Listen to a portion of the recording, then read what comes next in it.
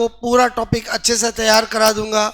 इस टॉपिक में कहाँ से क्वेश्चन आ सकते हैं, किस तरह से आ सकते हैं, कैसे याद रखेंगे, वो सारा मैं आपको तैयार करवा रहा हूँ। तो स्टार्ट करते हैं। सॉल्यूशन के अंदर नंबर 1 सबसे पहला पॉइंट जो है, यहाँ पर एक क्वेश्चन आने का चांस रहता है, वो है सांद्रता की विभिन्न इकाइयाँ। क्लियर? ओके की विभिन्न, बोलो क्लियर, इकाइयाँ, यानी different unit of concentration. Clear? Okay,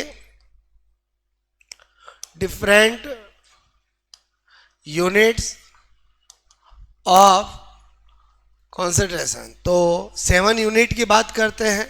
एक चार्ट के अंदर अभी पता चल जाएगा, इधर नेम ओके ऑफ यूनिट, और यहाँ पर क्लियर नेम ऑफ कंसंट्रेशन, इधर उसकी यूनिट, यहाँ पर इफेक्ट ऑफ टेम्परेचर। क्लियर? तो सबसे पहले मैंने लिखा यहाँ पर मोलरिटी। क्लियर? मोलरिटी जिसको कैपिटल एम से रिप्रेजेंट करते हैं, यूनिट मॉल पर लीटर होता है। फॉर्मूला अपने आप बनाना आना चाहिए। मॉल पर लीटर का मतलब mall of solute divide by volume of solution in litre. Effect of temperature की बात करें, टेम्परेचर इंक्रीज करेंगे, वॉल्यूम इंक्रीज होता है, वॉल्यूम इसमें नीचे आता है, इसलिए मोलरिटी क्या होगी? डिक्रीज। क्लियर? आई होप आपको पहला समझ में आया होगा। दूसरा लेते हैं नॉर्मलिटी। क्लियर? नॉर्मलता, ठीक है, इसका यूनिट होता है इक्विवेलेंट पर लीटर। यूनिट से फॉर्मूला बन जाएगा इक्विवेलेंट यानी of solute divide by volume of solution. Clear? Temperature अगर इंक्रीज करेंगे, वॉल्यूम इंक्रीज होगा, नॉर्मलिटी डिक्रीज होगी क्योंकि वॉल्यूम नीचे आता है। ओके, नंबर 3 देखें हम यहाँ पर मोलैलिटी। तो मोलैलिटी स्मॉल एम से रिप्रेजेंट करते हैं। मॉल पर केजी इसकी यूनिट होती है। अगेन फॉर्मूला बनाना हो तो mall of solute divide by mass of solvent in KG. Temperature increase करेंगे, वॉल्यूम इंक्रीज होगा, वॉल्यूम इसमें आता नहीं है, इसलिए क्या कह देंगे? नो चेंज या नॉट अफेक्टेड। क्लियर? एग्जाम में क्वेश्चन पूछा जाता है कौन कौन टेम्परेचर से अफेक्टेड होता है, कौन नहीं होता है। क्लियर? उसके बाद यहाँ पर नंबर 4 देखें। नंबर 4 मैंने यहाँ पर लिया है फॉर्मलिटी। क्लियर? ओके, फॉर्मलता एफ से रिप्रेजेंट करते हैं। इसकी यूनिट भी मॉल पर लीटर ही होती है, और टेम्परेचर इंक्रीज करेंगे, वॉल्यूम इंक्रीज होगा, फॉर्मलिटी डिक्रीज होगी। बहुत कम ये यूज होती है। इसकी कंडीशन ये है, जब भी कोई सोल्यूट किसी सॉल्यूशन के अंदर डाइमर, ट्राइमर, टेट्रामर के रूप में रहता है, तो उस समय उसकी यूनिट जो है, उसकी सांद्रता की इकाई को फॉर्मलिटी में बताया जाता है, फॉर्मलता में बताया जाता है। और इसके अंदर जो फॉर्मूला मोलरिटी की तरह ही होता है, बस मोलरिटी के अंदर जब हम मोल बनाते हैं तो बोलो mass of solute divide by molar mass of solute लिखते हैं। यहाँ पर नीचे फॉर्मूला मास आएगा। फॉर्मूला मास का मतलब ये हुआ, अगर डाइमर बनाया है तो मोलर मास का डबल लेना पड़ेगा, ट्राइमर बनाया है तो ट्रिपल लेना पड़ेगा। क्लियर? ओके, यूनिट सेम होती है। उसके बाद नंबर 5 अगर हम देखें तो यहाँ पर बोलो मोल फ्रैक्शन। क्लियर? ओके, मोल भिन्न की बात करेंगे तो मोल भिन्न जो होता है उसको एक्स से रिप्रेजेंट करते हैं। यूनिट लेस होता है ये, बोलो क्लियर, क्योंकि जब भी किसी का मोल फ्रैक्शन निकालना होगा तो mole of component divide by total mole. Clear? Formula क्या होता है? Mole of component. क्लियर? घटक के मोल डिवाइड बाय बोलो मोल ऑफ मिक्सचर। तो ऊपर मोल नीचे मोल, तो डेफिनेटली इसके अंदर क्या होगा? Unit less. और उसके बाद टेम्परेचर इंक्रीज करेंगे, वॉल्यूम इंक्रीज होगा, वॉल्यूम इसमें आता ही नहीं है, इसलिए क्या करेंगे? No change. ओके, उसके बाद नंबर 6 है पीपीएम, पार्ट्स पर मिलियन। ओके, पार्ट्स पर मिलियन। और अगर हम यहाँ पर भी बात करें पीपीएम की, तो ये भी क्या होता है? Unit less. क्लियर? क्योंकि पीपीएम के फॉर्मूले ही ऐसे ही होते हैं। जैसे मैंने लिखा यहाँ मास ऑफ सोल्यूट। क्लियर? तो डिवाइड बाय क्या लिखना पड़ेगा? मास ऑफ, मैंने कहा सोल्यूशन। ऊपर ग्राम नीचे किलोग्राम, और पर मिलियन है तो 10⁻6 मल्टीप्लाई करना पड़ेगा। अगर इसी को मैं ऐसा भी कर सकता हूँ, अगर पीपीएम में करना हो तो volume okay of solute divide bye, मैंने कहा वॉल्यूम ओके ऑफ सॉल्यूशन, ऊपर एमएल नीचे एमएल, ऊपर लीटर नीचे लीटर, 10⁻6 करना पड़ेगा। इसका मतलब यह बात समझ में आ गई, यूनिट लेस ही होगा। और इसमें भी टेम्परेचर इंक्रीज करेंगे, वॉल्यूम इंक्रीज होगा, लेकिन नो चेंज बोलेंगे क्योंकि यहाँ वॉल्यूम आ नहीं रहा है, यहाँ ऊपर नीचे दोनों आ रहा है। क्लियर। उसके बाद नंबर 7 की बात करें, वो है परसेंटेज। क्लियर। तो परसेंटेज भी 3 तरह के होते हैं। एक होता है mass percentage. Okay, mass percentage क्या होता है? Unit less. क्लियर। ओके, क्योंकि इसके अंदर जो फॉर्मूला बनेगा वही पीपीएम की तरह, mass of solute divide by mass of solution multiply 100, same divide by same. Temperature increase करेंगे, वॉल्यूम इंक्रीज होगा, लेकिन मास परसेंटेज में क्या होगा? No change. Clear. Okay, no change. Okay, यहाँ पर number 2 volume percentage. Clear. Okay, volume percentage की बात करेंगे, अगेन यूनिट लेस। ओके, और यहाँ पर भी नो चेंज। क्लियर। ओके, लेकिन जैसे ही हम यहाँ पर mass divide by volume percentage लेते हैं तो इसका जो फॉर्मूला होता है mass volume percentage, mass okay of solute, और वो भी किस में बोलो? इन ग्राम। क्लियर। और divide by volume of solution, वो भी इन ml। क्लियर। तो इसका मतलब इस फॉर्मूले से एक बात, और मल्टीप्लाई 100 तो होगा ही होगा। ओके, और यहाँ पर जो यूनिट बनेगी वो क्या बनेगी बोलो? आपको ग्राम ओके पर ml। ध्यान रखना, यहाँ वॉल्यूम ml में लिया जाता है। और यहाँ पर टेम्परेचर इंक्रीज करेंगे, वॉल्यूम इंक्रीज होगा, और मास वॉल्यूम परसेंटेज जो है वो क्या होगा? डिक्रीज। आई होप आपको सबसे पहले मैंने क्या बताया, यहाँ से क्वेश्चन आ जाता है, यूनिट पूछ लेते हैं, न्यूमेरिकल पूछ लेते हैं, बोलो टेम्परेचर का इफेक्ट पूछ लेते हैं। तो पहला कंटेंट आपको क्लियर हो गया होगा कि सांद्रता की विभिन्न इकाइयाँ। आ जाते हैं हम सेकंड कंटेंट। जो हमारा सेकंड कंटेंट है वो मैं आपको यहाँ पर बता रहा हूँ। सबसे पहले Raoult's law. Clear. Okay, Raoult's law. अब राउल्ट्स लॉ क्या होता है? क्लियर। ओके, राउल्ट्स लॉ की बात करें, राउल्ट का नियम की बात करें, ठीक है, तो राउल्ट्स ने कहा कि जब भी किसी वॉलेटाइल सॉल्वेंट में non volatile non electrolyte solute मिलाते हैं तो जो सॉल्यूशन का जो वेपर प्रेशर होता है वो बोलो सॉल्वेंट के मोल फ्रिक्शन के डायरेक्टली प्रोपोर्शनल होता है। यहाँ पर बोलो हटाएंगे तो पीएन एक्सएन लगाएंगे तो यहाँ पर ये क्या है बोलो? विलायक के मोल बिन। क्लियर। विलायक के मोल मैंने कहा बिन। क्लियर। ओके, यानी mole fraction of solvent. Clear. But वो आपका सॉल्वेंट। क्लियर। और ये क्या है? मैंने कहा वेपर प्रेशर ऑफ प्योर, मैंने कहा आपको सॉल्वेंट। क्लियर। ओके, और ये पीएस क्या है? Vapour pressure of solution. Clear. Okay, उसके बाद आ जाते हैं हम नंबर 3 और वो है colligative property. Clear. Colligative property, अणु संख्यक गुणधर्म। क्लियर।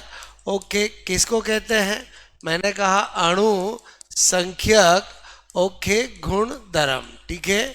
कोलिगेटिव प्रॉपर्टी का मतलब होता है किसी भी सॉल्यूशन की वह प्रॉपर्टी जो only and only depend on number of molecule of solute, केवल विलय के कणों पर निर्भर करती है। क्लियर। ओके, मैंने कहा only depend. Clear. Only depend on number of molecule. Clear. Okay, of solute. Clear. केवल मैंने कहा विलय के कणों की ओके कणों की संख्या बोलो पर निर्भर, उसको हम क्या कहते हैं बोलो? आपका कोलिगेटिव प्रॉपर्टी। अब कोलिगेटिव प्रॉपर्टी 4 होती है। क्लियर। ओके, मैंने कहा यहाँ पर टाइप्स क्लियर ऑफ कोलिगेटिव, मैंने कहा कोलिगेटिव प्रॉपर्टी। क्लियर। बहुत बार एग्जाम में आता है कौन कोलिगेटिव प्रॉपर्टी है कौन नहीं है, तो मैंने कहा चार होती है। एक होता है वाष्प ओके दाब में आपेक्षिक ओके अवनमन, क्लियर, अवनमन यानी इंग्लिश में बोलते हैं relative lowering, clear, relative lowering of vapour pressure, clear, okay, relative lowering of vapour, मैंने कहा प्रेशर, ओके, जिसको delta P upon P not से रिप्रेजेंट किया जाता है। दूसरा होता है क्वथनांक में उन्नयन, क्लियर, क्वथनांक ओके में उन्नयन, ठीक है, बोलो elevation of boiling point, clear, elevation of boiling point, इसको delta TB, clear, delta TB से रिप्रेजेंट किया जाता है। तीसरा है हिमांक ओके में मैंने कहा अवनमन, ओके, अवनमन यानी depression of freezing point, clear, okay, depression of freezing, okay, freezing point, clear, और इसको डेल्टा टी एफ से रिप्रेजेंट किया जाता है। नंबर फोर्थ है परासरण दाब, क्लियर, ओके, परासरण दाब, परासरण दाब का मतलब ऑस्मोटिक प्रेशर, क्लियर, ऑस्मोटिक मैंने कहा प्रेशर, ओके, इसको पाई से रिप्रेजेंट किया जाता है। अब अगर एग्जाम में क्वेश्चन आता है कि कौन कोलिगेटिव प्रॉपर्टी का एग्जाम्पल नहीं है या है, एक वर्ड भी इधर से उधर नहीं होना चाहिए। Vapour pressure not a colligative property, lowering of vapour pressure not a colligative property, यानी ना वाष्प दाब कोलिगेटिव प्रॉपर्टी है ना वाष्प दाब में अवनमन है, वाष्प दाब में आपेक्षिक अवनमन, relative lowering of vapour pressure पूरा लिखा हुआ हो तो उसको कोलिगेटिव प्रॉपर्टी मानना है। बॉइलिंग पॉइंट कोई कोलिगेटिव प्रॉपर्टी नहीं है, बोलो रिलेटिव आपका elevation of boiling point colligative property है। ही फ्रीजिंग पॉइंट नहीं है, फ्रीजिंग पॉइंट में एलिवेशन नहीं है, फ्रीजिंग पॉइंट में अवनमन डिप्रेशन है, परासरण नहीं है, परासरण दाब है, यानी पूरा वर्ड आपको होना चाहिए तो कोलिगेटिव प्रॉपर्टी होगा। अब क्या होता है, कोलिगेटिव प्रॉपर्टी भी दो तरह की होती है, एक नॉर्मल और एक एबनॉर्मल। ये नॉर्मल एबनॉर्मल का मतलब क्या है, हम बोलो किसी भी सॉल्वेंट के अंदर सोल्यूट मिलाएंगे तो हमारे पास दो चॉइस है। अगर हम सोल्यूट नॉन इलेक्ट्रोलाइट मिलाते हैं, ऐसे जो आयंस में नहीं ब्रेक होता है, तो वो कोलिगेटिव प्रॉपर्टी नॉर्मल होगी, थ्योरेटिकल होगी, सैद्धांतिक होगी। लेकिन अगर हम उसी सॉल्वेंट के अंदर ऐसा सोल्यूट मिलाते हैं जो आयंस में ब्रेक होता हो यानी इलेक्ट्रोलाइट हो, तो फिर उसकी कोलिगेटिव प्रॉपर्टी को एब नॉर्मल या प्रैक्टिकल या प्रेक्षित अनुसंख्यक गुणधर्म कहते हैं। तो सारा खेल किसका है, सोल्यूट का। तो यहां पर बता देता हूं, एक तरफ मैंने किया नॉर्मल ओके कोलिगेटिव, बोलो कोलिगेटिव प्रॉपर्टी, क्लियर, ओके, और एक तरफ मैंने यहां पर लिया है एब normal colligative property, clear, okay, इधर मैंने लिखा है एब नॉर्मल, क्लियर, एब नॉर्मल, बोलो कोलिगेटिव, ओके, कोलिगेटिव प्रॉपर्टी। सब कुछ सेम होता है, बस फर्क किस बात का ध्यान से समझो।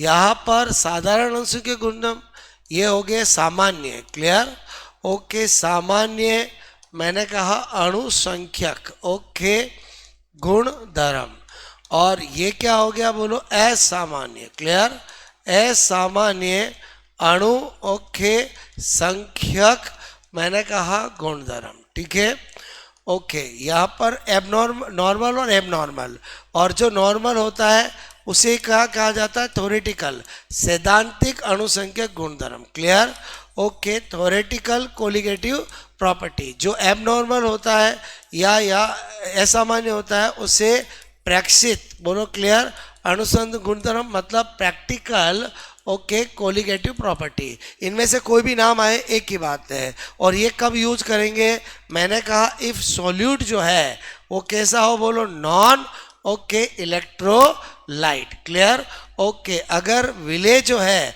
वो कैसा हो, विद्युत अनअपघट्य, विद्युत मैंने कहा अन अप ओके अपघट्य, यानी जो आयनों में टूटता नहीं हो, क्लियर, जैसे ग्लूकोज है, फ्रुक्टोज है, यूरिया है, एल्थिल एल्कोहल है, ये सब नॉन इलेक्ट्रोलाइट होते हैं, क्लियर। और आपका एबनॉर्मल या प्रेक्षित कब माना जाएगा, जब सोल्यूट क्या हो, बोलो आपका इलेक्ट्रोलाइट, क्लियर, इलेक्ट्रोलाइट का मतलब एसिड हो, बेस हो, ओके, सॉल्ट हो, जो लवणों में जो आयंस में टूटता है, ओके। अब आपको मैंने कहा 4 कोलिगेटिव प्रॉपर्टी है, अगर 4 के अंदर फॉर्मूले देखे हैं तो अभी मैंने बता ही दिया आपको, delta P upon P note का मतलब relative lowering of vapour pressure, clear, okay. ये अगर नॉर्मल है, बोलो क्लियर, यानी सोल्यूट हमने ये मिला रखा नॉन इलेक्ट्रोलाइट, तो उसका फॉर्मूला होता है एन अपॉन, बोलो क्लियर, कैपिटल एन, ठीक है। अगर मैंने यहाँ पर लिखा डेल्टा पी अपॉन, मैंने कहा delta T B, clear, okay, normal, यानी नॉर्मल आपका एलिवेशन ऑफ बॉइलिंग पॉइंट, तो इसका फॉर्मूला होता है K B into molality, clear, okay. और अगर आपको मैंने कहा delta T F, clear, okay, और यहाँ पर लिखा नॉर्मल, ओके, तो यहाँ पर ये के एफ इंटू मोलेलिटी, क्लियर। इसी तरह से मैंने ऑस्मोटिक प्रेशर नॉर्मल लिखा, क्लियर, तो इसका फॉर्मूला हो जाएगा, बोलो आपका C R T, clear, okay. I hope आपको मेरी बात समझ में आई होगी।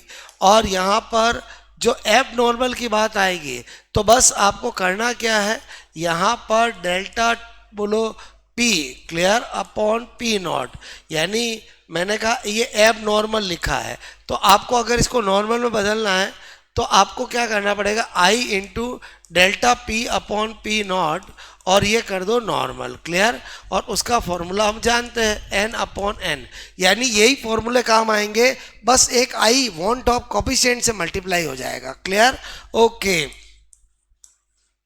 डेल्टा टी बी अगर एम नॉर्मल है तो इसको हम i multiply delta T B क्या कर सकते हैं, नॉर्मल, और डेल्टा टी बी नॉर्मल का formula i multiply K B into molality, clear, okay, molal था। इसी तरह से डेल्टा टी एफ अगर एब नॉर्मल हमें करना है तो i is equal to delta T f क्या हो जाएगा, नॉर्मल, और वो कितना होता है, बोलो आई मल्टीप्लाई के एफ इंटू मोलेलिटी, यानी मोललता आ जाएगा। इसी तरह से अगर मैं यहाँ पर एब नॉर्मल ये करता हूँ तो आई मल्टीप्लाई बोलो आपका क्या हो जाएगा, ऑस्मोटिक प्रेशर नॉर्मल, और नॉर्मल मतलब क्या होता है, मल्टीप्लाई आई मल्टीप्लाई सी आर टी, मतलब पूरे टॉपिक के अंदर 5 फॉर्मूले ही ध्यान रखने हैं, एक तो 4 कोलिगेटिव प्रॉपर्टी का और आगे एक वन टॉप कोफिशिएंट का बताऊंगा, क्लियर। तो जब हमने ये जाना तो हमारे लिए 3 चीज़ें आई, एक तो आई क्या होता वो जानना है, के बी के एफ क्या होता वो जानना है। तो यहाँ पर ओके, अब ये मैंने पॉइंट नंबर 4 बताया, पॉइंट नंबर 5 में बता रहा हूँ आपको के बी, क्लियर, ओके, इसको बोलते हैं मोलल, मैंने कहा एलिवेशन, ओके, कांस्टेंट, क्लियर, अरे क्या बोलते हैं, मैंने कहा मोलल, ओके, उन्नयन, क्लियर, उन्नयन नियतांक, क्लियर, और इसी का दूसरा नाम होता है ई बुलियो, क्लियर, स्कोपिक, मैंने कहा कांस्टेंट, क्लियर, ओके, ई बुलियो स्कोपिक कांस्टेंट, क्लियर, ओके, ई बुलियो मैंने कहा स्कोपिक नियतांक, ठीक है, ओके। और एग्जाम में पूछा जाता है इसकी यूनिट, ऐसा कोई एग्जाम नहीं है जिसमें के एफ और के बी की यूनिट नहीं पूछी गई हो। तो यूनिट ऑफ अगर हमें के बी निकालनी होगी तो हमें पता है delta T B is equal to क्या होता है, के बी आपको इनटू मैंने कहा मोलेलिटी, क्लियर। तो आपको अगर के बी की निकालनी है, क्लियर, तो ये क्या हो जाएगा, delta T B upon molality, clear.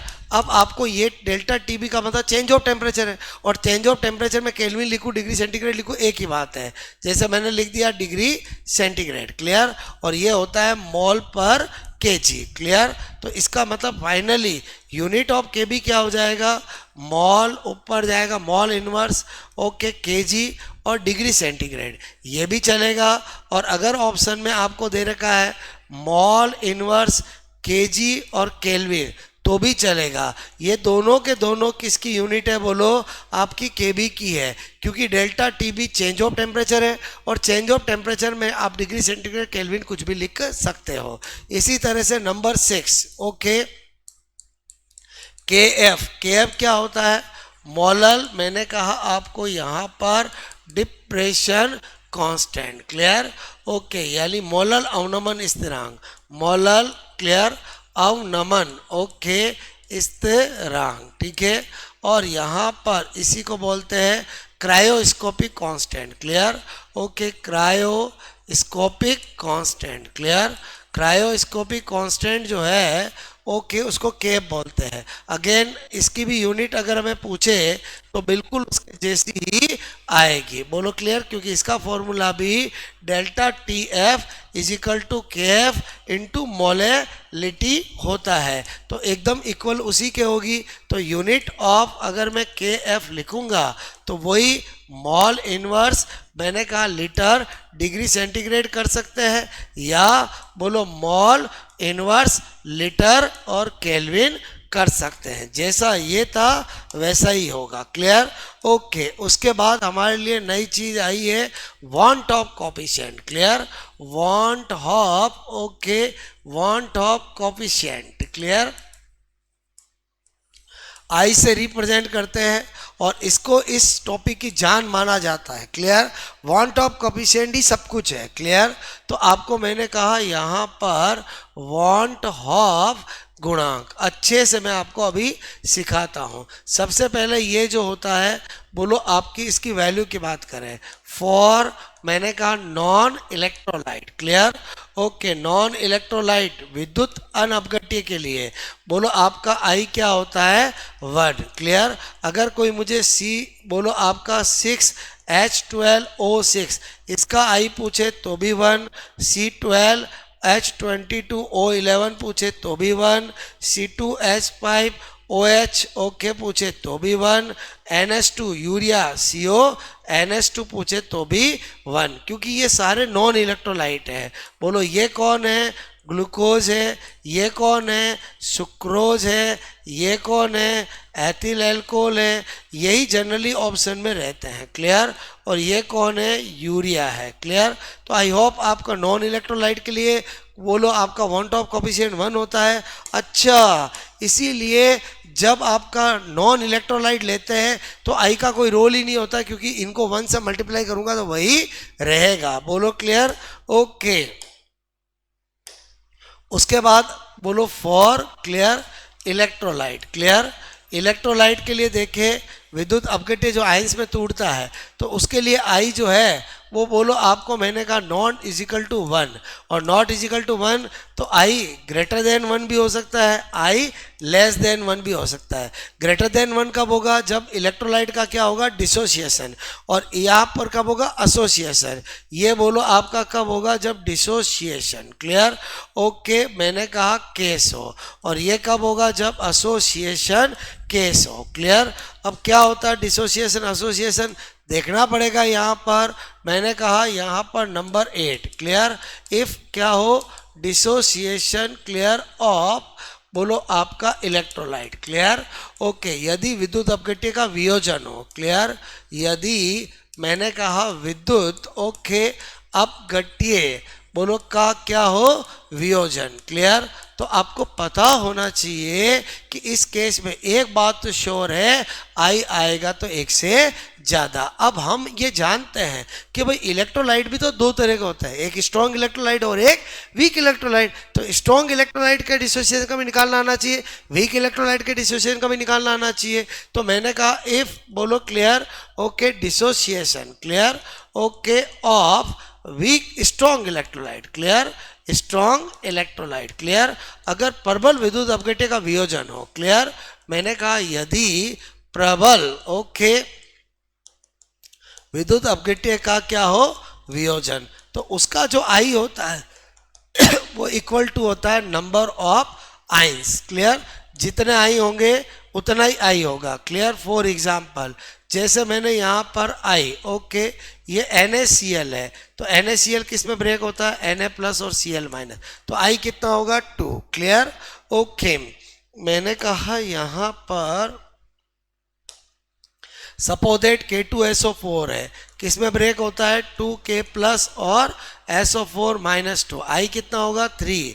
Suppose that ये AlCl3 है, क्लियर, ब्रेक होगा Al+3 और 3Cl-, आई कितना होगा बोलो 4। क्लियर? तो आई होप आप निकाल सकते हो, क्योंकि जो स्ट्रॉन्ग होते हैं वो 100% तोड़ते हैं। अब डिसोसिएशन तो हो रहा है, बट इफ मैंने कहा dissociation clear okay of weak electrolyte हो, क्लियर क्या हो, वीक मैंने कहा इलेक्ट्रोलाइट, क्लियर ओके, यदि दुर्बल ओके विद्युत अपघट्य क्लियर का क्या हो बोलो वियोजन, क्लियर। तो आपको पता है ये 100% नहीं टूटते, इनका कुछ पार्ट टूटता है, क्लियर। तो इनका आई निकालने का फॉर्मूला होता है alpha equal to I - 1 n-1। ये वो पांचवा फॉर्मूला है 4 कोलिगेटिव प्रॉपर्टी के अलावा, जिसको याद होना चाहिए।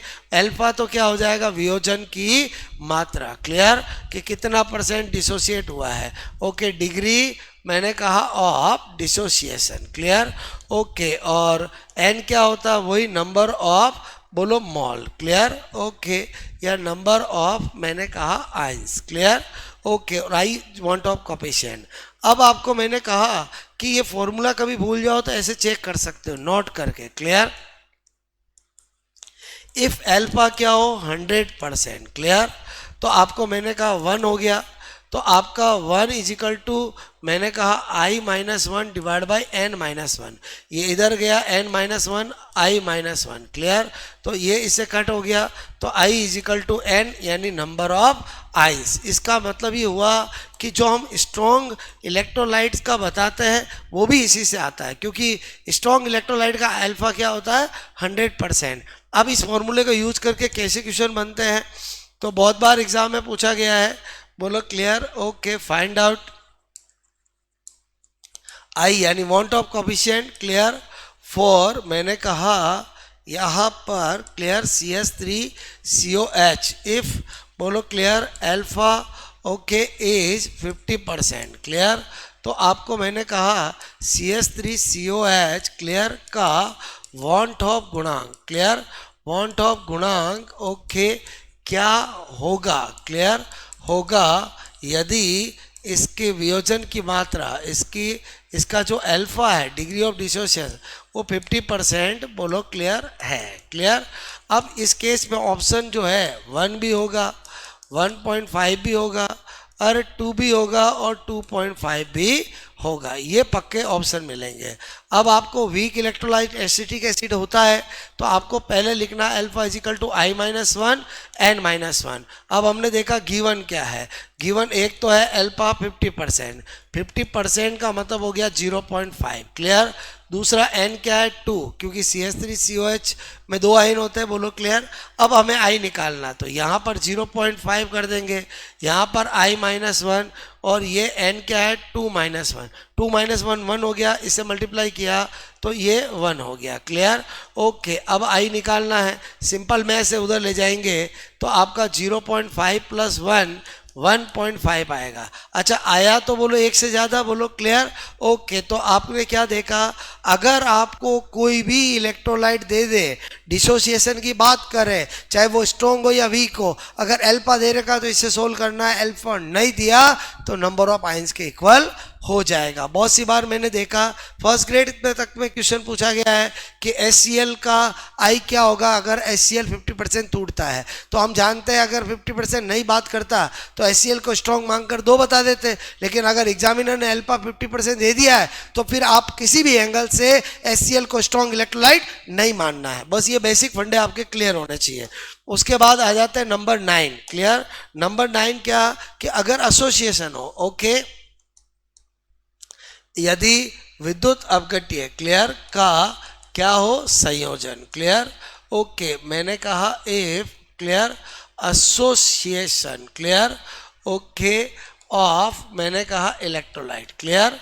तो एक बात तो श्योर होती है कि जब जब एसोसिएशन होता है तो अल्फा लेस देन 1 होता है। अब इसमें भी 2 केस हो जाएंगे कि भाई एसोसिएशन किसका हो रहा है, स्ट्रॉन्ग का हो रहा है या वीक का हो रहा है, क्लियर। पहला मैंने कहा association clear okay of strong electrolyte, clear, strong मैंने कहा electrolyte, clear okay. For example जैसे ये आपका 2A है, बोलो A2 हो गया, बोलो 3 है, A3 हो गया, तो इसको हम क्या बोलेंगे, एसोसिएशन। इस केस के अंदर मैंने कहा स्ट्रॉन्ग इलेक्ट्रोलाइट का एसोसिएशन होता है तो I जो होता है वो बोलो आपका 1/n के इक्वल होता है, और n का मतलब है मोल ऑफ रिएक्टेंट्स। बोलो क्लियर, ओके। तो आई होप मेरी बात समझ में आई होगी, क्लियर। अब यहां पर क्लियर, मैंने कहा एसोसिएशन किसका हो रहा है, वीक का, क्लियर, ओके। आपको मैंने कहा association of weak, okay, electrolyte.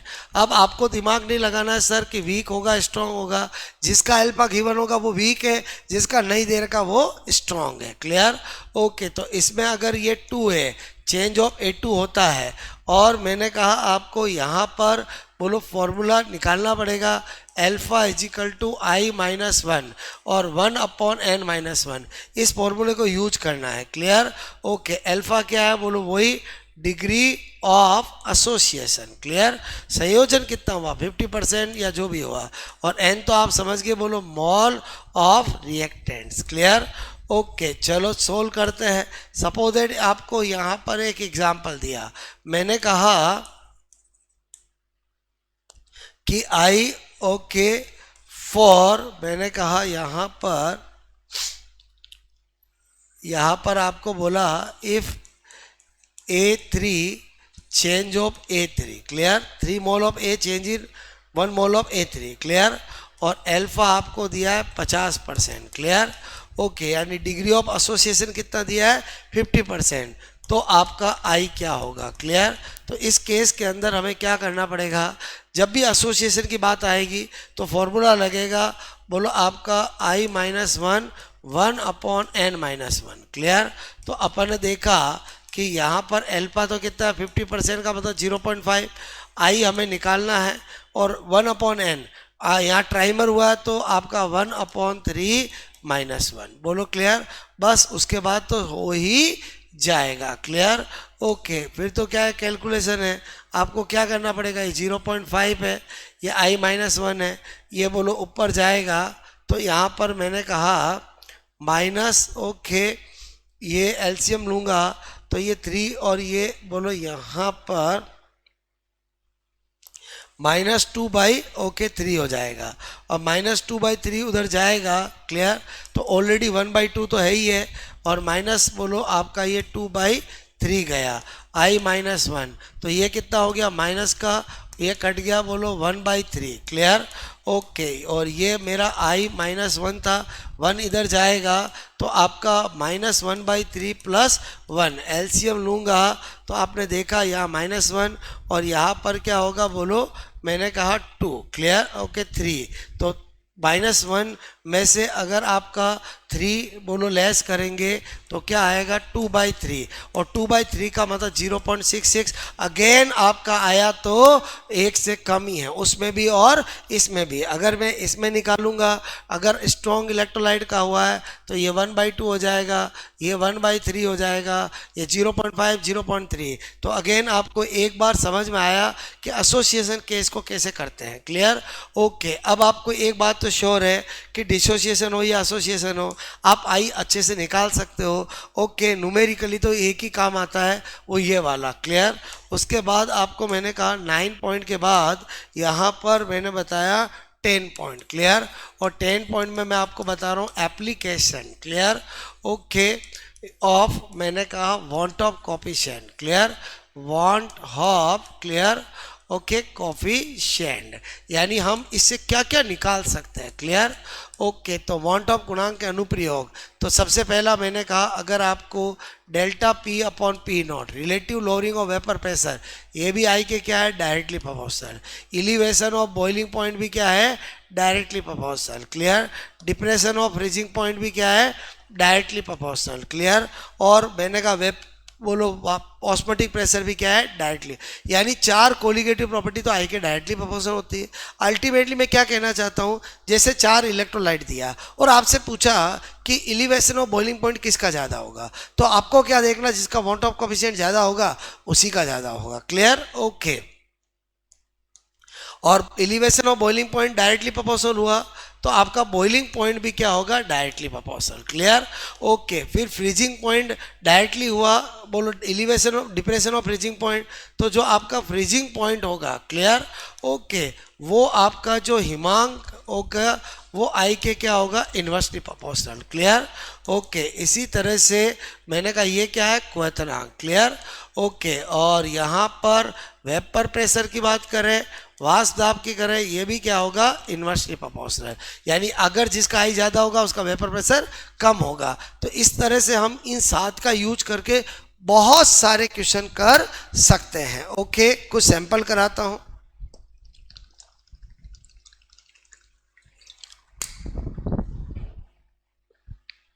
Okay, जैसे मैंने आपको कहा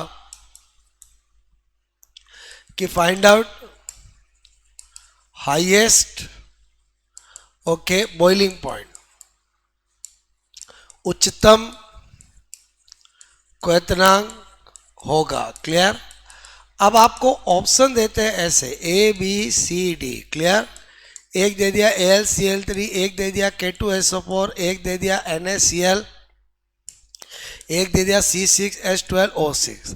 अब आपको ये पता होना चाहिए, जैसे ही बॉइलिंग पॉइंट हाईएस्ट किसका पूछा है तो आपको ये पता होना चाहिए कि जो बॉइलिंग पॉइंट होता है वो तो आई के डायरेक्टली प्रोपोर्शनल होता है। जिसका आई ज़्यादा होगा उसका बोलो बॉइलिंग पॉइंट भी ज़्यादा होगा। अब इसका आई कितना है बोलो, आप कहोगे 3, बोलो 4, क्योंकि ये किस में टूट रहा है, मैंने कहा यहाँ पर बोलो आई AlCl3 का कोई पूछे तो बोलो 4 होगा क्योंकि नंबर ऑफ आयन 4 है। आई K2SO4 का पूछे तो 3 होगा। ओके, आई NaCl का पूछे तो 2 होगा, और आई C6H12O6 ग्लूकोज का क्या होगा, 1। तो आंसर मेरा क्या हो जाएगा, ए। क्लियर? यानी आपको क्या लगा कि इन 7 के 7 का जो आंसर है वो आई के अकॉर्डिंग देना है। ओके, उसके बाद क्वेश्चन नंबर 2 आपको पूछे यहां पर, बोलो clear, find out highest, clear, okay, osmotic pressure. बोलो क्लियर? ओके, ऑस्मोटिक प्रेशर का पूछा है। उच्चतम मैंने कहा परासरण दाब। क्लियर? ओके, यहाँ पर परासरण दाब, क्लियर, ओके, होगा। ऑप्शन देखोगे तो यहाँ पर क्या होता है, अगर आपको ऑप्शन ये दे रखे हैं ABCD। Clear?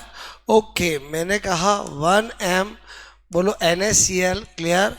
Okay, 1m KCl, 1 मैंने कहा यहाँ पर, clear, okay, Na2SO4, 1m, clear, okay, C12H22, okay, O11 और 1m AlCl3।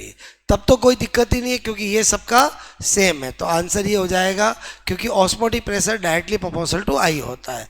लेकिन अगर इसकी जगह ये ऑप्शन दे रखे होते, क्लियर, ओके, आपको दे रखा होता है यहाँ पर 1m, क्लियर, NaCl, क्लियर, एक दे रखा होता है यहाँ पर बोलो 5m, क्लियर, ओके, बोलो Na2, बोलो आपका SO4, क्लियर, एक देर का होता सपोजेड आपको यहाँ पर 10m, clear, okay, C12H22O11, clear, और यहाँ पर एक देर का होता 1m AlCl3। अब आपको मैंने कहा इस केस में क्या होता है कि अक्सर स्टूडेंट मिस्टेक कर देते हैं। देखो, आपको वैसे पता है कि यहाँ पर ये कॉन्सेंट्रेशन अलग है, तो आपका ऑस्मोटिक प्रेशर होता है क्या, I इंटू CRT। तो CR आपको I जो है वो आपका डायरेक्टली प्रोपोर्शनल हुआ I इंटू C। यहाँ पर क्या था, C सेम था, इसलिए हमने I के डायरेक्टली प्रोपोर्शनल करके देख लिया। तो अब अगर मुझे देखना है इनके अंदर तो ऑस्मोटिक प्रेशर अगर मैं बोलो NaCl का करूँगा तो इसका I कितना 2, ओके, और M कितना 1 मैंने कहा, और RT यानी 2RT आ गया। क्लियर? ओके, अगर मैं ये Na2 बोलो क्लियर SO4 का करना है, हम किससे कर रहे हैं बोलो I इंटू CRT। क्लियर? तो I कितना है बोलो आपका 3 नंबर ऑफ आइंस के इक्वल, और C कितना है 5 और RT, तो ये कितना हो गया 15 RT। क्लियर? ओके, यहाँ पर अगर C12 12H22O11 करना है, क्लियर। तो I कितना है 1, C कितना 10 RT, तो कितना हो गया 10 RT। इसी तरह से अगर मुझे यहाँ पर करना है बोलो आपका AlCl3, क्लियर। ओके, तो I कितना है इसका बोलो 4, और मैंने कहा बोलो C कितना है 1 RT, तो ये क्या हुआ 4 RT। अब आप देख के बताओ सबसे ज़्यादा किसका होगा, तो आपका ये आंसर होगा, क्लियर। अरे क्या आंसर होगा ये, पहले बताओ समझ में आई मेरी बात। और अगर ऑर्डर पूछ लेंगे तो आपको पता चला सबसे ज़्यादा किसका होगा बोलो यहाँ पर B का, उसके बाद किसका नंबर आएगा C का, उसके बाद किसका नंबर आएगा D का, और उसके बाद किसका आएगा A का। ध्यान से समझे, मैंने एक ही क्वेश्चन के दो ओपिनियन बताए, तो आपको ये पता चला कि इन एप्लीकेशन का मतलब क्या है। 4 कोलिगेटिव प्रॉपर्टी किसकी ज़्यादा किसकी कम है, तो आप डायरेक्ट आई से देख सकते हो, बॉइलिंग पॉइंट का भी देख सकते हो, लेकिन ये जो दो है फ्रीजिंग पॉइंट और बोलो वेपर आपका वेपर प्रेशर, ये इन्वर्सली प्रोपोर्शनल होते हैं, क्लियर। ओके, तो आई होप आपको वन टॉप कोफिशिएंट बहुत अच्छे से समझ में आया होगा। 10 पॉइंट समझ में आ चुके हैं। उसके बाद 11 पॉइंट में वापस मैं क्या लिख रहा हूँ, राउल्ट का नियम। ओके, लेकिन इस बार मैं क्या बोल रहा हूँ, if solute clear and solvent clear बहुत, मैंने कहा आर ओके क्या है बोलो वॉलेटाइल, क्लियर। दोनों के दोनों वाष्पशील लेके हम कर रहे हैं, क्लियर। यदि विलेय ठीक है तथा विलायक, ओके विलायक दोनों क्या हो वाष्पशील, क्लियर, तो आपको यहाँ पर स्टडी करनी है, राउल्ट का नियम देखना है। तो आपको मैंने कहा P S is equal to X N P N naught, clear, X capital N P N naught, ये इसका इक्वेशन आएगा। यहाँ पर ये क्या है बोलो, आप कहोगे विलेय ओके का मॉल बिन, mole fraction of solute, mole बिन मॉल प्रभाज एक ही बात होता है, ये होता है बोलो क्या विलेय ओके मैंने कहा शुद्ध ओके वाष्पशील, क्लियर, ओके वाष्पशील मैंने कहा शुद्ध वाष्पशील, क्लियर, ओके विलेय का वाष्प दाब, क्लियर, ओके वाष्प दाब। और ये क्या है विलायक, ओके विलायक मैंने कहा का मॉल बिन, क्लियर, ओके। और ये जो पी कैपिटल एन नॉट ये क्या है शुद्ध मैंने कहा वाष्पशील, क्लियर, ओके वाष्पशील विलायक, क्लियर, ओके का बोलो विलायक का मैंने कहा क्या है बोलो वाष्प दाब, क्लियर, ओके। यानी मेरे कहने का मतलब है ये है mole fraction of solute, clear, ये है बोलो vapour pressure of pure volatile solvent solute, ये है मोल फ्रिक्शन ऑफ सॉल्वेंट, ये है बोलो वेपर प्रेशर ऑफ आपको pure volatile solvent, clear, okay. तो ये होगा। अब यहाँ पर मैं कंडीशन डालूँ, क्लियर, इफ सोल्यूट क्या हो okay non volatile, clear, okay non volatile यानी विलेय क्या हो अवाष्पशील, क्लियर, ओके। आपको पता है जो वाष्प दाब होता है ओके जो वो केवल और केवल वॉलेटाइल सब्सटेंस की करेक्टर होता है, तो जो अगर सोल्यूट नॉन वॉलेटाइल होगा तो उसका प्योर फॉर्म में वेपर प्रेशर क्या होगा 0, और अगर ये चीज़ 0 होगी तो फिर तो आपका पी एस किसके इक्वल आएगा बोलो, आपको मैंने कहा X N P N naught, और पी किसके डायरेक्टली प्रोपोर्शनल होगा एक्स एन के, जो मैंने शुरुआत में आपको राउल्ट्स का लॉ बताया था। तो ध्यान रखना एग्जाम में क्या पूछा जाता है, अगर आपको बोले कि विलियन का वाष्प दाब किसके इक्वल होता है, यदि सोल्यूट नॉन वॉलेटाइल लिया जाए तो सॉल्वेंट के मोल फ्रिक्शन के इक्वल होता है, ध्यान रखना, क्लियर, ओके। तो आई होप आपको राउल्ट्स का लॉ ये समझ में आया।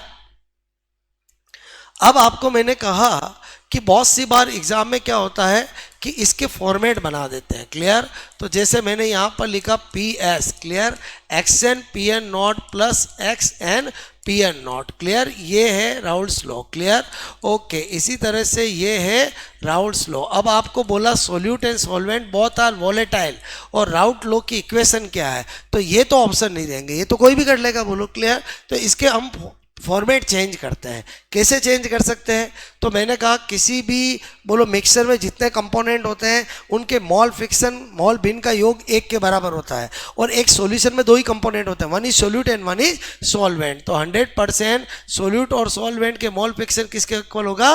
1 के। तो अगर मैं यहाँ पर ये करूँ कि यहाँ पर x क्लियर कैपिटल N उसकी जगह 1 माइनस XN कर दूँ और इसकी जगह इसको रख दूँ, क्लियर। तो अपन ने देखा यहाँ पर XN PN naught, clear, plus 1 minus XN PN not, okay. फिर मैं इसको ओपन करता हूँ, क्लियर। ये सब खाली फॉर्मेट चेंज कर रहा हूँ, ओके। तो ये XN PN नॉट और यहाँ पर ये मल्टीप्लाई होगा तो PN नॉट और यहाँ पर बोलो XN PN नॉट, बोलो क्लियर। तो अब मैंने कहा इसको और थोड़ा सुंदर दिखता हुआ लिखूं, इसको आगे लिख सकता हूँ PN नॉट, क्लियर। इन दोनों का मैंने कहा मैंने XN कॉमन है तो यहाँ पर PN not minus P capital N not भी लिख सकता हूँ। ये भी राउल्ट्स की इक्वेशन है, बट ये आपको कैसे ध्यान रखना है कि जब आपको राउल्ट्स इक्वेशन पूछी है, solid and solvent both are volatile दिए हैं, लेकिन आपको पूरे फॉर्मूले में सोल्यूट का ही मोल फ्रिक्शन है, तो आपको पता चल गया सॉल्वेंट के मोल फ्रिक्शन इस तरह से हटा करके बना सकते हैं। अब एक और बन सकती है XN plus X capital N is equal to 1 है। इस बार मैं क्या करूं? XN is equal to 1 minus X capital N कर दूं, क्लियर, रख दूं यहाँ पर। तो PS मैंने कहा यहाँ रखूंगा 1 माइनस XN, ओके, मैंने कहा 1 माइनस XN, क्लियर, और यहाँ पर ये लिखा PN naught, clear, plus XN PN not, okay. चलो ओपन कर लेते हैं, यहाँ पर करेंगे तो PN नॉट, ओके, और ये minus XN PN naught plus XN PN naught, clear. चलो मैंने कहा इसको और सिंप्लीफाइड कर देते हैं। यहाँ पर मैं कॉमन क्या ले सकता हूँ? मैंने कहा XN कॉमन ले सकता हूँ, क्लियर। तो सब कॉमन ले सकता हूँ तो ये प्लस वाला पहले रख दूंगा, ओके, और माइनस वाला बाद में रख दूंगा, क्लियर। तो आपको मेरी बात समझ में आई? तो ये और ये आपस में सब सेम है, ऑल आर राउल्ट्स इक्वेशन, केवल मैंने सोच डेवलप करी है, क्लियर, ओके। और अब इस चैप्टर में एक ऐसा कंटेंट जिससे हर बार एक क्वेश्चन आता है, वो है आइडियल और नॉन आइडियल सॉल्यूशन, क्लियर। मैंने कहा आइडियल, ओके, बोलो, and non ideal, clear, okay, solution, आदर्श तथा अनादर्श विलयन, क्लियर, ओके। तो एक तरफ हम क्या कर रहे हैं, बोलो यहाँ पर आइडियल सॉल्यूशन, क्लियर, ओके, मैंने कहा आदर्श विलयन, क्लियर, आदर्श विलयन, ओके, और एक तरफ लिख रहा हूं मैं, बोलो non ideal solution, clear, okay, अन आदर्श विलयन, क्लियर, ओके, अनआदर्श विलयन, ओके। तो ideal solution, non ideal solution, अब क्या डिफरेंस होता है? तो पहला पॉइंट कि ऐसा सॉल्यूशन जो सभी प्रेशर सभी टेम्परेचर की रेंज पर राउल्ट्स के लॉ को फॉलो करता है। मैंने कहा सभी, ओके, ताप, ओके, तथा दाब, क्लियर, ओके, पर बोलो परासों, ओके, यहाँ पर रेंज, परासों, ओके, यानी रेंज, कम टेम्परेचर हो ज़्यादा टेम्परेचर हो, कम प्रेशर हो ज़्यादा प्रेशर हो, क्लियर, पर क्या करता है, बोलो राउल्ट्स के नियम, ओके, का पालन, फॉलो, ओके, करता हो। इसका मतलब हमेशा PN जो है वो, क्लियर, वो क्या हो, XN PN नॉट के इक्वल हो।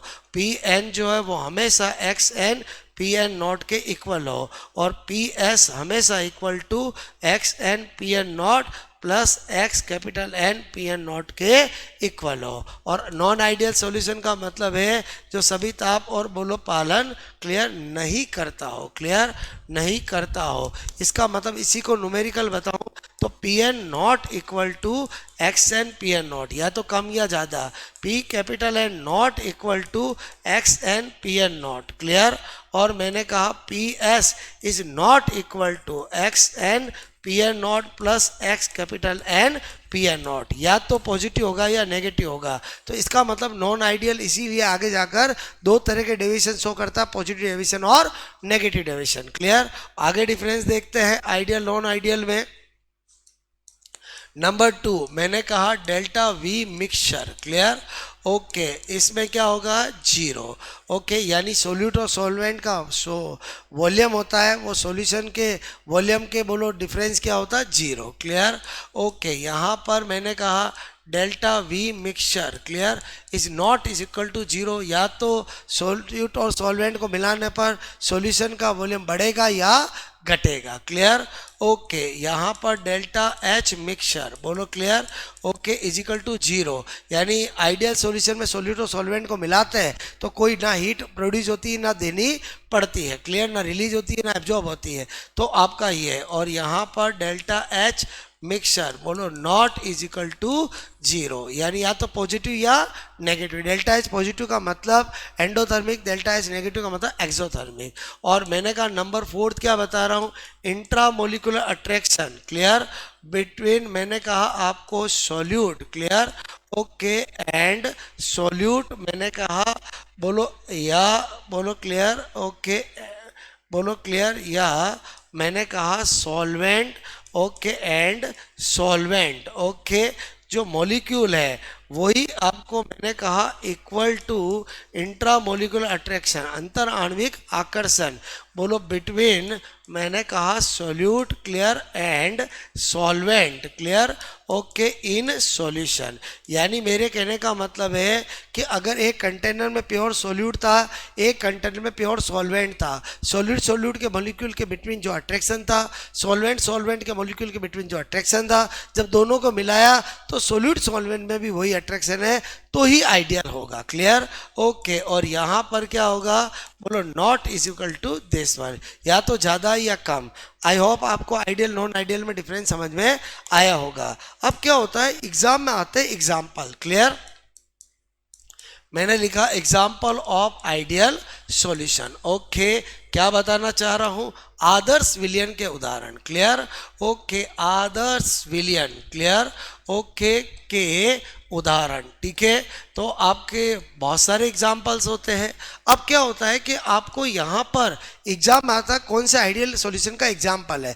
अगर मैं एग्जाम्पल बुक्स में लिखा वैसे लिखा दूँ तो क्या होगा, आप भूल जाओगे। तो मैं हमेशा अपने स्टूडेंट्स को बोलो जो भी चीज़ें फिक्स होती है उनका बैकअप लॉजिक जरूर देता हूँ, ताकि आप एक कॉन्फिडेंटल रहो कि आइडियल सॉल्यूशन के एग्जाम्पल आपको याद नहीं है फिर भी 4 ऑप्शन में राइट कर सकते हो। कैसे, मैं आपको एक थीम, एक लॉजिक, एक बैकअप बता रहा हूँ, क्लियर, कि आपको मैंने कहा कि आइडियल सॉल्यूशन के एग्जाम्पल हम स्टडी कर रहे हैं, इसका मतलब आइडियल बहुत कम होते हैं ऐसे जो आपके आइडियल होते हैं। इट मीन्स मैं आपसे कह रहा हूँ कि बोलो एक ऐसे सॉल्यूशन के ऐसे कंपोनेंट जो एक दूसरे से बहुत ज़्यादा प्रेम करते हो, एक का नाम लूँ तो दूसरा आ जाए। जैसे हमारे बोलो जनरल लाइफ के अंदर आपने देखा होगा कि जब भी हम राधा का बोलते तो कृष्ण का नाम आता है, जब भी हम सीता बोलते तो राम का नाम आता है, जब भी हम लैला बोलते तो मजनू का नाम आता है, जैसे हम हीर बोलते तो रांझा का नाम आता है। तो इसका मतलब हुआ ठीक ऐसे ही हमें कपल, ऐसे ही एग्जाम्पल जो बहुत ज़्यादा एक दूसरे से प्यार करते हैं, ऐसे हमें केमिस्ट्री में ढूंढना पड़ेगा।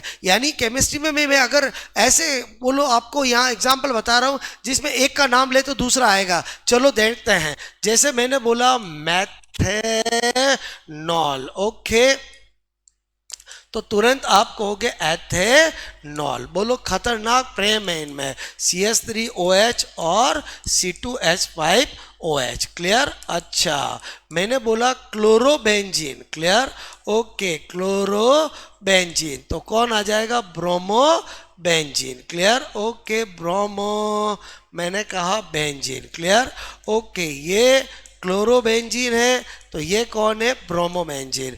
ये भी किसका एग्जाम्पल है, बोलो आइडियल का, क्लियर।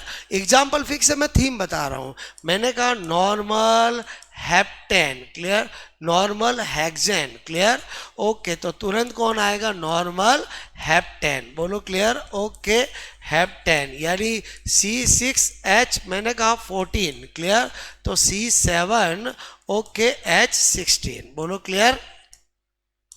इसी तरह से CCl4, clear, and SiCl4, carbon tetrachloride, silicon tetrachloride, clear. और हम देखें आइडियल के केमिस्ट्री में और क्या एग्जाम्पल हो सकते हैं, तो एक को बोलूँ तो दूसरा आता है। मैंने बोला बेंजीन, क्लियर, तो कौन आता है, टोलुइन, क्लियर, ओके, तो बेंजीन टोलुइन आइडियल का एग्जांपल है।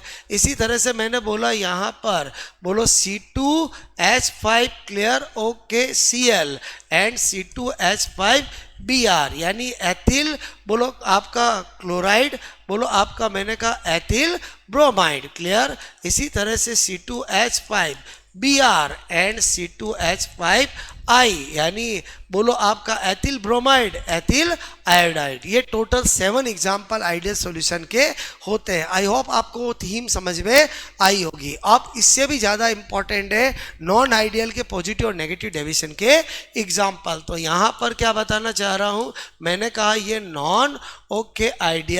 Non ideal okay solution clear. Non ideal solution के अंदर दो होते हैं, एक पॉजिटिव डेविएशन और एक नेगेटिव डेविएशन क्लियर। एक आपको मैंने कहा positive okay, positive deviation clear, okay, deviation non ideal solution clear, okay. धनात्मक मैंने कहा विचलन क्लियर, ओके, विचलन वाले अनादर्श विलयन। और एक मैंने कहा negative deviation clear, okay, deviation बोलो non ideal solution clear, okay. ऋणात्मक मैंने कहा आपको विचलन वाला अनादर्श विलयन क्लियर। अब पहले डिफरेंस फिर एग्जाम्पल, और एग्जाम्पल तो बड़े इंपॉर्टेंट है, बोलो क्लियर, ओके। क्या देखने जा रहे हैं, पॉजिटिव डेविएशन और एक तरह मैंने लिया है नेगेटिव डेविएशन। सबसे पहला डिफरेंस इसमें बोलो मैंने कहा delta Pn is greater than XN Pn not, तो आपका Pn is greater than XN Pn not, तो 100% बोलो आपका PS greater than XN Pn naught plus XN Pn not. आजकल एग्जामों में ऐसी इक्वेशन देके पूछा जाता है कि पॉजिटिव डेविएशन का लिए क्या सही है, ऐसे क्लियर, ओके। इसके लिए देखे तो मैंने कहा negative deviation Pn is less than मैंने कहा XN Pn not, P capital N less than बोलो XN P capital N not, इसलिए आपका PS is less than XN Pn naught plus X capital N Pn not, okay. पहला difference समझ में आया। उसके बाद delta V mixture clear, okay, मैंने कहा इजिकल टू पॉजिटिव, यानी अगर हम सोल्यूट और सॉल्वेंट को मिलाते हैं और कोई बोलो सॉल्यूशन बनाते हैं तो सॉल्यूशन का जो वॉल्यूम है वो सोल्यूट और सॉल्वेंट के वॉल्यूम से क्या होगा, ज़्यादा होगा क्लियर, ओके। और यहाँ पर क्या होगा, कम होगा क्लियर, ओके। तो यहाँ पर नेगेटिव यानी सोल्यूट सॉल्वेंट को मिलाने पर सॉल्यूशन का बोलो वॉल्यूम यहाँ पर बढ़ता है और यहाँ पर क्या होता है, घटता है क्लियर, यानी वॉल्यूम घटेगा और यहाँ पर वॉल्यूम बढ़ेगा, बोलो क्लियर, ओके। उसके बाद आ जाते हैं नंबर 3 मैंने कहा डेल्टा H ओके, बोलो मिक्सचर अगर हम करेंगे तो वो क्या होगा, पॉजिटिव क्लियर, यानी यहाँ पर बोलो हीट बोलो एंडोथर्मिक होगा क्लियर, कैसा होगा, एंडोथर्मिक क्लियर, ओके। और यहाँ पर delta H mixture clear is equal to negative यानी एक्सोथर्मिक क्लियर, एक्सोथर्मिक, ओके। इसी तरह से मैंने बोला वॉल्यूम बढ़ेगा।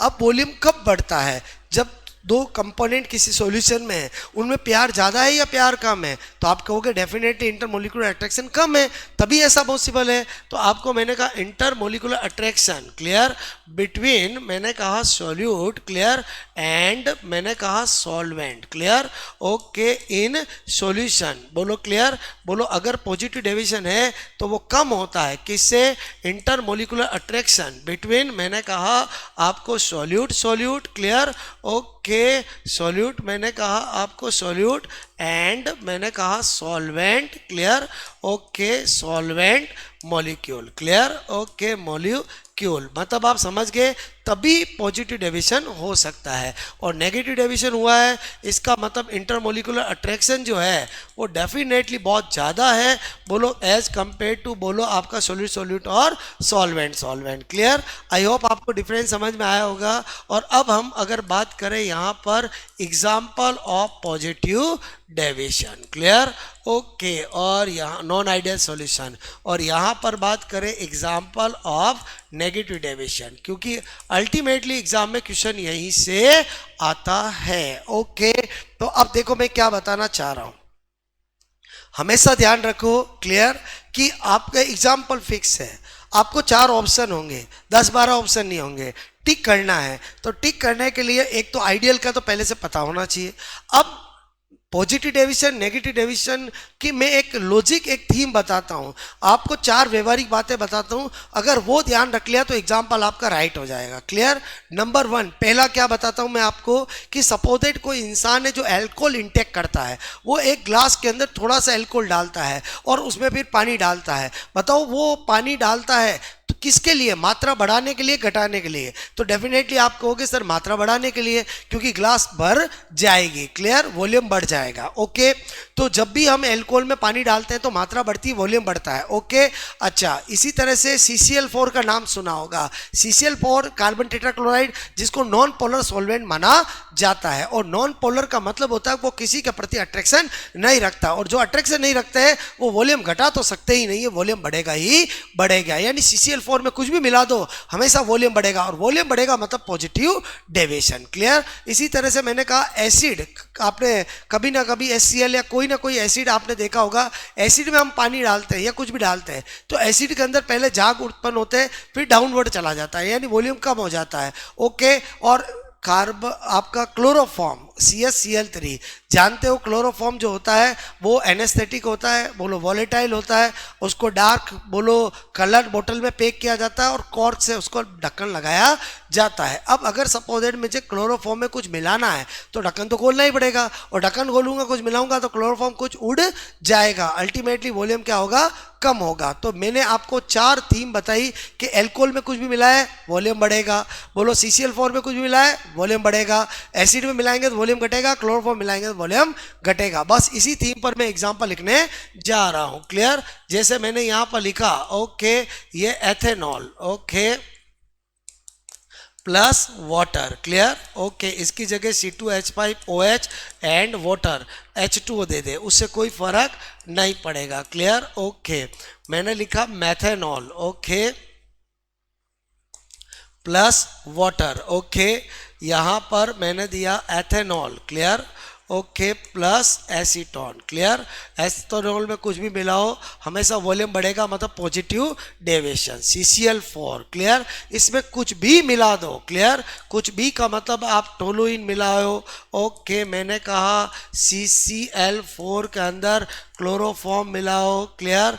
ओके, CCl बोलो 4 के अंदर आपको मैंने कहा ईथर मिलाओ। ओके, कुछ भी मिलाओ। क्लियर? उसके अंदर वॉल्यूम बढ़ेगा। क्लियर? इसी तरह से मैंने एक एग्जांपल लिया, ether plus acetone. Clear? Okay, अब आपको मैंने कहा इधर आ जाते हैं। इधर मैंने क्या बताया? एसिड के अंदर कुछ भी मिलाओ, acetic acid plus H2O। Clear? Okay, HNO3 plus H2O। Clear? Okay, आपको मैंने कहा HCl प्लस H2O। ये सारे एग्जाम्पल नेगेटिव डेविएशन के होते हैं, मतलब आपको थीम के साथ एग्जाम्पल ध्यान रखना है। क्लियर? ओके, मैंने कहा ये आपका क्लोरोफॉर्म है, इसके साथ मैं आपको बोलो बेंजीन दूं। क्लियर? टोलुइन दूं। ओके, आपको ये CaCl3 है, इसके साथ एसीटोन दूं। ओके, कुछ भी मिलाऊं तो क्या होगा? वॉल्यूम घटेगा। इसी तरह से बोलो एक ether plus aniline. Clear? Okay, इन 2 एग्जाम्पल के अंदर हमारी थीम नहीं बैठ रही है, बाकी मैक्सिमम एग्जाम्पल में थीम बैठ रही है। क्लियर? बस ऐसे ध्यान रखो, इतर इतर कॉमन है, एनिलीन मतलब नेगेटिव। क्लियर? ओके, शो करेगा, तो इतर और एसीटोन वाला ये शो करेगा। अब आपने देखा कि लगभग मैंने आपको 12-13 एग्जाम्पल की थीम बताई। अब वह एग्जाम में आता है नेगेटिव डेविएशन वाला एग्जाम्पल कौन सा है। अगर आपको लगता है कोई एसिड वाला मिल गया तो टिक कर दो। आपको लगता है पॉजिटिव डेविएशन का एग्जाम्पल क्या है, तुरंत आपको अल्कोहल, वाटर या CCl4 में कुछ मिलाया हुआ है वो है तो टिक कर दो। आपको इस थीम के साथ एग्जाम्पल राइट हो जाएगा, मेरी गारंटी है। रटोगे तो भूल जाओगे, लेकिन जो मेहता सर ने जो आपको लॉजिक बताया है वो हमेशा आपका राइट करवाएंगे। मेरे स्टूडेंट हमेशा बोलो यहाँ से क्वेश्चन राइट करके आते हैं, बहुत ज़्यादा चांस होता है यहाँ से क्वेश्चन एग्जाम में आने का। तो आई होप आपको आइडियल नॉन आइडियल बोलो आपका ये भी समझ में आया होगा। क्लियर? ओके, एक एडवांस बात और कर लेते हैं, वो है स्थिर ओके क्वाथी मिश्रण। क्लियर? आजकल इसके भी क्वेश्चन एग्जाम में आ जाते हैं। एजियोट्रोपिक मिश्रण क्या है बोलो? Azeotropic mixture. Clear?